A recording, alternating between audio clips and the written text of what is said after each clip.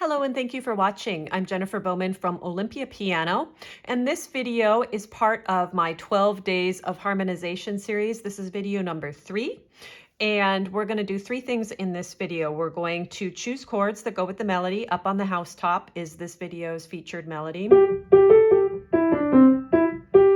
Then I'm going to show you a left hand accompaniment pattern. This is sometimes referred to as boom, chuck, boom, chuck. You're playing a single note on the bottom and the rest of the chord on the top.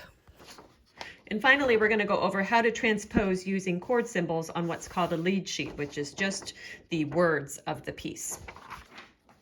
I wanted to mention you'll probably get the most out of this tutorial if you watch the Harmonization 101 video where we fill out the Solfege Chord Finder and you have this sheet with you so you can easily see which chords go with which solfege syllables. And this is also a free download, so you can find this in the description under downloads. Also in the downloads, you can find a free download to Up on the Housetop, the music and lyrics. I think it will be helpful if you print this out and follow along. So we are going to get started by filling in the solfege for the whole piece. All of these examples are going to be in the key of C, so you can easily just take this and fill it out. We're starting on G, which is so, in the key of C. So just take a couple of minutes to write down the solfege syllables under the melody here. I wanted to just show you the fingering. I've written it in for you, but it can be a little bit tricky at first. So right here, right away, we're going to stretch between finger 4 and 3. And then when you turn around, you're going to put your second finger up here, keep 4 where it is. Then you should be able to stay in position. Same thing here, stretch, and then stretch that back up. And then stretch your thumb there, 3. 1, 2, 4. So just pay attention to this middle of the hand and the stretching back and forth of the thumb. All right, now let's get to the harmony. In this piece, we're not going to spend a lot of time trying out all of the chords because we are just going to use a simple harmony. The accompaniment for this is a little more complex. So we're going to use 1 chord, 4 chord, or 5 chord. So that's all we're going to figure out right now. And we'll also figure out which inversion of these chords while we're figuring out the harmonies. To recap, if you have nothing, that means it's root position. No extra little numbers. If you have a little 6, that means first inversion. And if you have a 6 and a 4, that means second inversion. I go over this concept a little more in detail in the middle of the second video of this series. We're going to choose the harmony here for measure 1. We'll start with so. Which chords go with so? And we'll try them both out. We look over here. We could try a 1 chord or a 5 chord. Remember, we're just not going to use anything except 1, 4, or 5. So let's see what sounds good. We'll start with 1 and we'll play 2 measures at a time. Okay, 1 sounds very good. Let's just try out 5 just in case for measure 1. 5 does not sound good. So we've got 1 for that. And we're at the beginning. We're going to use root position. So I'm not going to draw any extra little numbers right here. Okay, now we've got a la. So let's see if there is a 1, a 4, or a 5 in that la. And here we are with la. Our only choice from our choices is going to be a 4 chord. So we will put that 4 chord right here. And let's choose if we want root position, first inversion, or second inversion. And I'll start at the beginning of the line.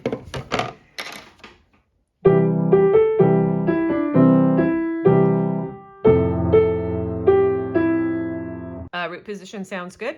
Now let's try first inversion.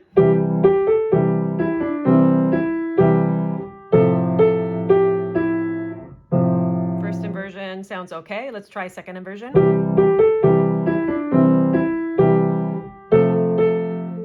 I think the second inversion sounds the best because then we can just keep that C where it is. So what we're going to do is we're going to draw a 6 and a 4. That tells us second inversion. Keep that bottom note the same as the 1 chord. I think you can hear already, we've got to switch the chord back right here. This is going to be a 2 chord measure. So I'm going to start right here. Again, so our choices are 1 or 5 for so. So I'll try 1 first. 1 sounds good. Now let's try 5. 5 does not sound good. So it's going to be a 1, and it's going to be a 1 in root position because we're going to keep that C, pinky. Okay, so now let's start here. Re, what are our choices? Actually, with Re, our only choice is 5 because we're just using 1, 4, and 5. So let's figure out which inversion that 5 should be. Root first or second. Try root first. So let's try all 3 of those inversions starting with root. Root works well. First inversion works well. Not as strong. I think for this instance, because we're just at the beginning of the song, it's not too final, I'm not going to put the G in the bass. I think I'm going to go with the first inversion. Okay, then we've got line 2, it's all the same. So Re, it's going to be some sort of version of the 5. So let's figure out which inversion of the 5 chord we should put here. This Do here, this is serving as an ending point. This is going to be a 1 chord. So let's figure out which inversions we should put. If we should do root for both of them, what have you. You could do the first inversion like I did before, or root and root. I think root and root is better. It's going to require a little bit more jumping around for our accompaniment pattern, but that's okay. Okay, next line, we have Fa. Our only choices for Fa are a 4 chord or a 5-7 chord. Let's try the 4 chord first, and then we'll try the 5-7 chord. 4 works great. Here's the 5-7 chord. Doesn't sound as good. And I also want to say I like the root position. It's a new part of the song, so instead of having it kind of suspended feeling, let's have it with the root. And then we've got a So. Next, we can choose between 1 or 5 for the So. Try the 1 first. That works. Here's the 5. 5 does not work. Another little indicator that it's going to be a 1 is in the 1 chord there is a Mi and a So. That gives us more information. I think the root position is good for both of those. Now we've got Re. As we know, our only choice for that is going to be a 5 chord. So let's see if we want to do the same thing and just have this row be all root position. Root, root, root.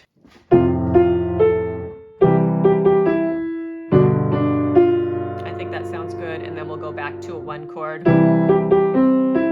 So the whole entire line 3 is going to be root. Then we've got a Fa, So, La. So with Fa, again, Fa, we've got the 4 chord or the 5-7. Let's try the 4 chord first, starting at the beginning of the line. That's great. Or 5-7 does not work. So it's going to be a 4. Which inversion is it going to be? Is it going to be root position, first inversion, or second inversion? That sounds good. Here's first inversion. Not as strong. I actually like that one the best. The root works well too, but let's stick with this one for now. So that is second inversion, little 6 and a little 4. They represent the interval above the bass. Again, we've got So and Mi in the same measure. That's going to be a 1 chord. Just have to figure out which inversion it is.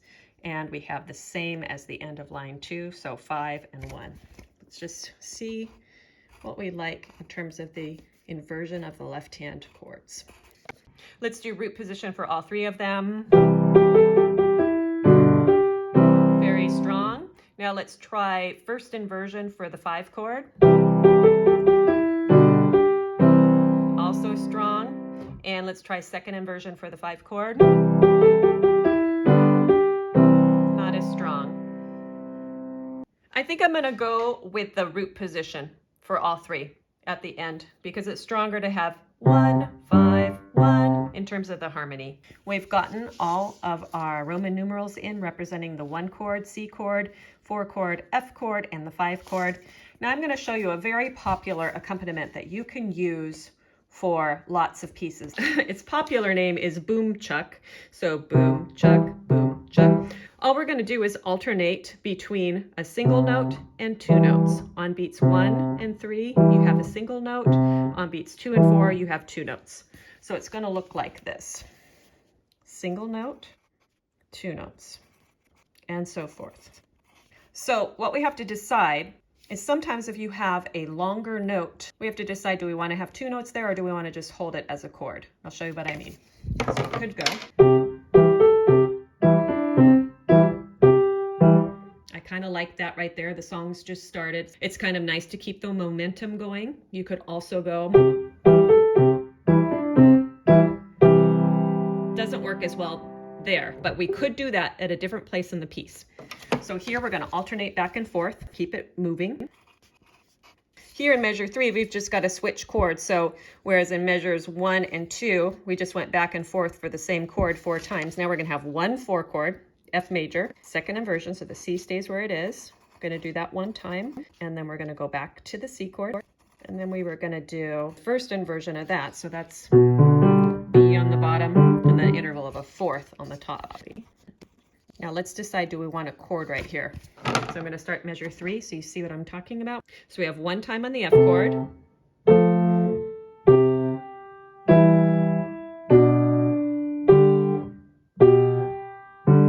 do we want to go?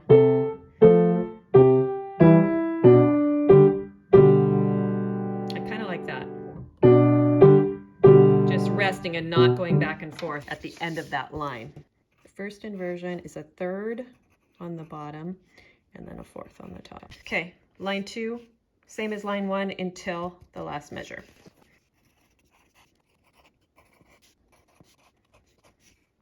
Now here we are going to take root position. See, there's no little numbers here. So we're going to pop down for root position. And this time also, let's do back and forth for the first half of the measure and then chord for the second half of the measure. So it's going to feel like, I'll start right here. Hear what it's going to sound like.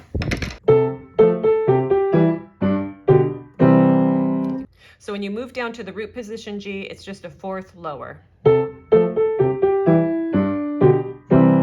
And then you can feel that C chord. Your pinky's going to go 1 under where your thumb just was and open up. Here it is one more time. And then a half note C chord here, root position. Line 3, all root positions will be going back and forth. So let's figure out how much we want to fill these beats 3 and 4, and if we do. Here it is with fill.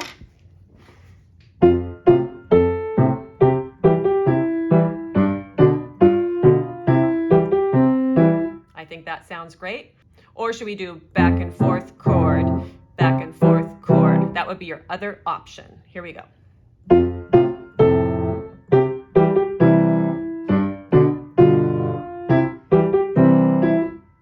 I like having the left hand keep going. Kind of builds the song up here on line 3. I'll write that in quickly. So just back and forth. Left hand's going to play.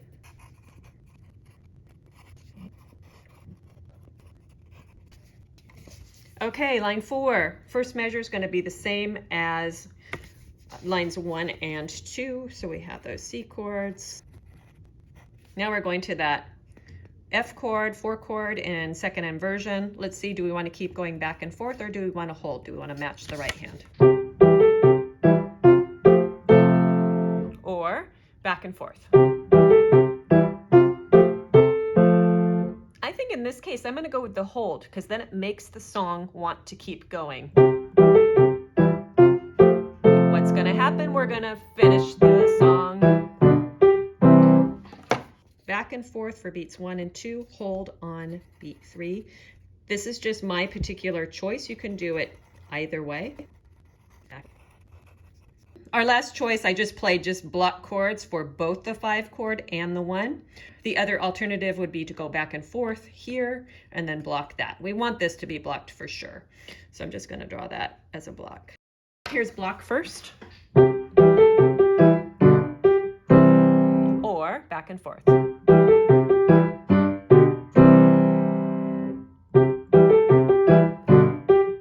like the back and forth.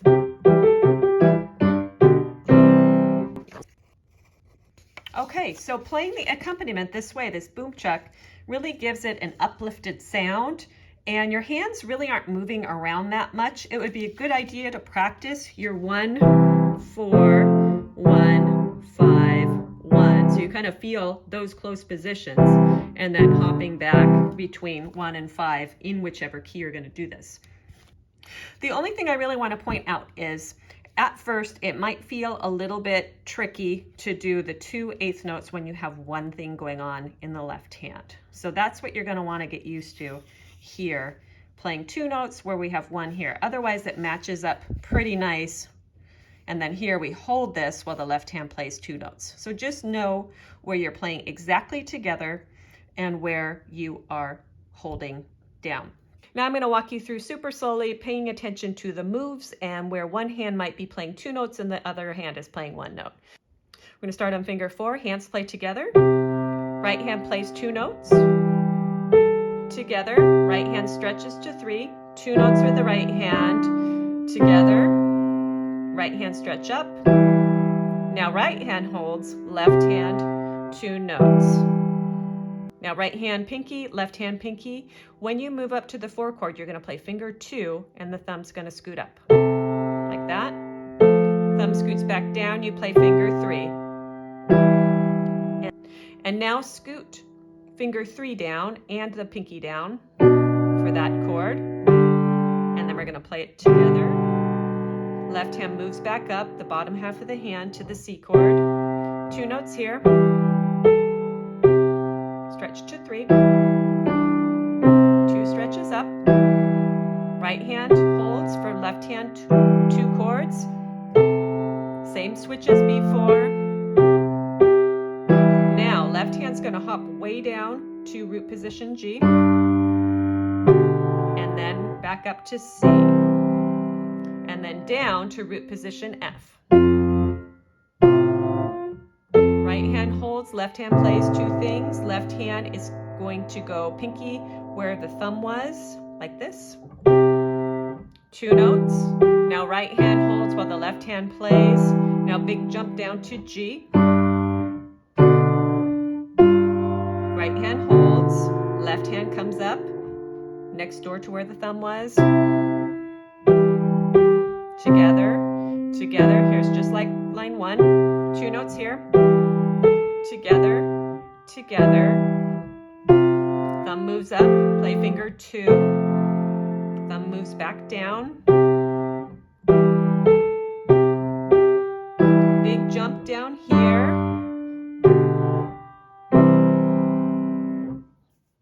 and when you get this feeling more confident, you'll want to play it fast and with a nice staccato left hand.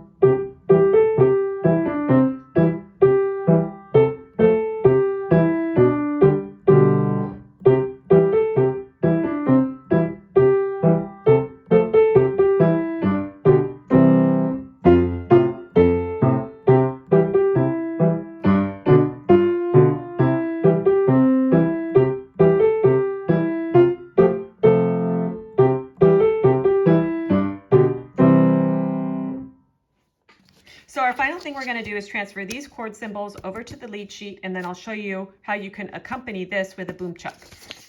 Slightly different than what the left hand just did, by the way. Up on the housetop, reindeer paws. I like to write it above exactly the word that the chord occurs on. So then we have out gets the 4/6/4, out jumps 5/6. Down through the gym. Technically, you don't really need to put the chord symbol, but I like to just put it to reiterate for the rhythm purposes. All for the little ones.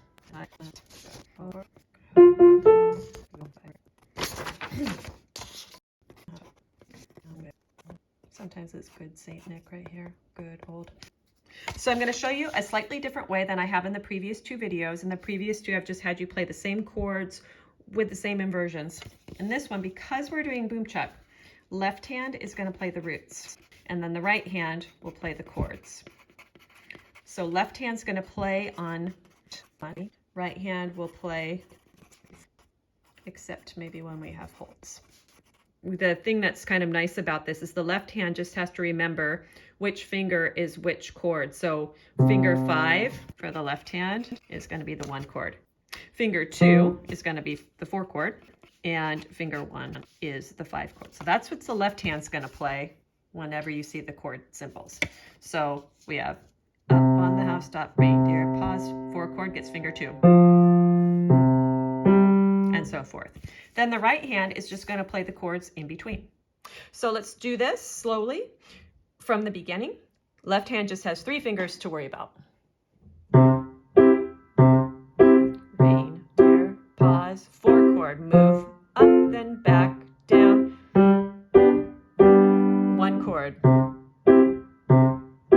Lots of toys, all for the little ones, Chris. Back and forth, who wouldn't go?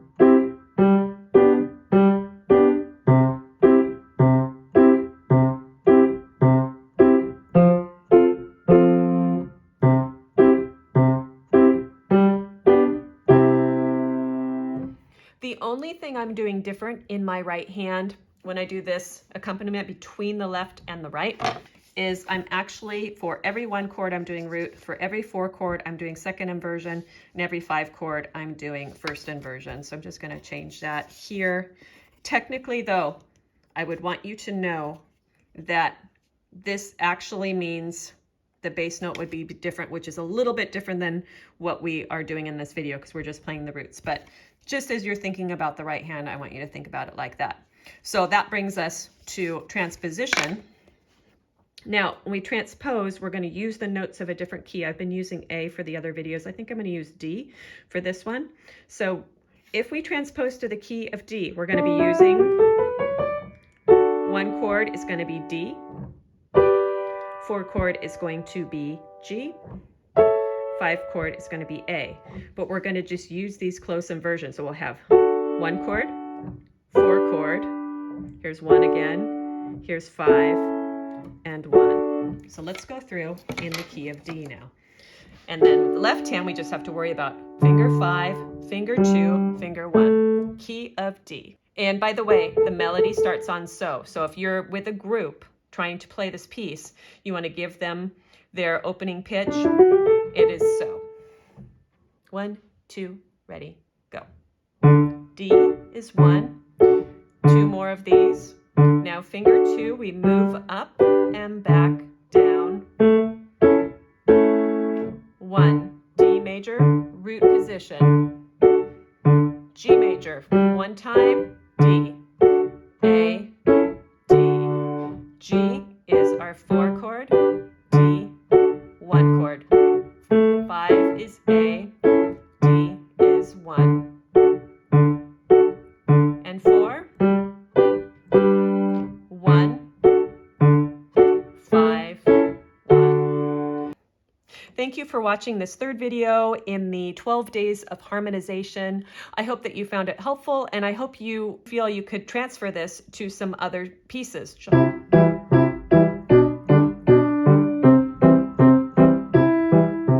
That one works really well, and Jingle Bells, of course, would work well.